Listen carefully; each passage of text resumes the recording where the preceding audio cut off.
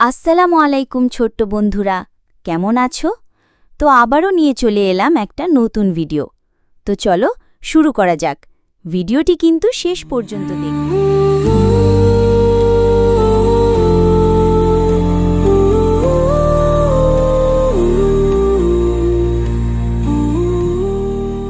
এই যে আয়শা, এত গরম পড়ছে, এই পর্দা, হিজাব সবকিছু পরেই ঘুরছ, কষ্ট হয় না তোমার? আল্লাহর সন্তুষ্টির জন্য কষ্ট আসলে প্রশান্তি হয় রুমি। এই পর্দা আমার জন্য বোঝা নয়, বরং আমার সম্মানের ঢাল। তুমি তো অনেক স্মার্ট আর সুন্দর, কেন নিজেকে এমন আবৃত করে রাখো? কারণ আমার রূপ নয়, আমার চিন্তা, চরিত্র আর ঈমান আমার আসল পরিচয়। পর্দা আমাকে নিরাপত্তা দেয়, আত্মসম্মান দেয়।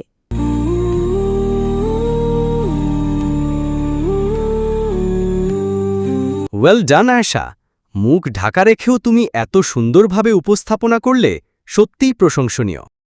স্যার, ইসলাম আমাকে আত্মবিশ্বাস দিয়েছে।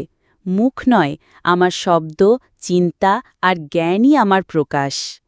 আমি হিজাব সম্পর্কে ভিন্নভাবে ভাবতাম, কিন্তু আজ তোমাকে দেখে বুঝলাম এটা আসলে এক ধরনের শক্তি।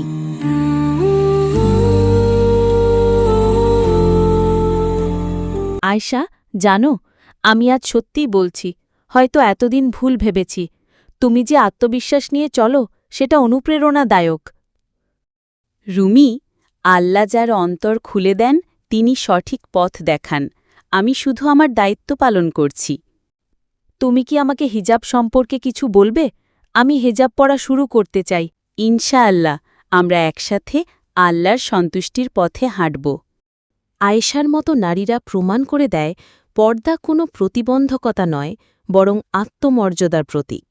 এই সমাজে এখনও এমন নারীরা আছে যারা মুখ ঠেকে রেখে পৃথিবী জয় করে। তারা মুখ নয়, আলো ছড়ায় হৃদয় দিয়ে।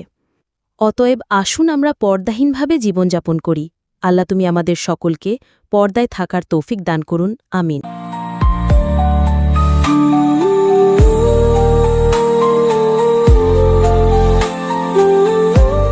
তো বন্ধুরা, ভিডিওটিতে লাইক দিতে ভুলো না।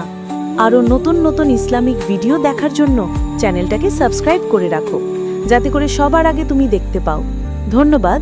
আল্লাহ হাফেজ।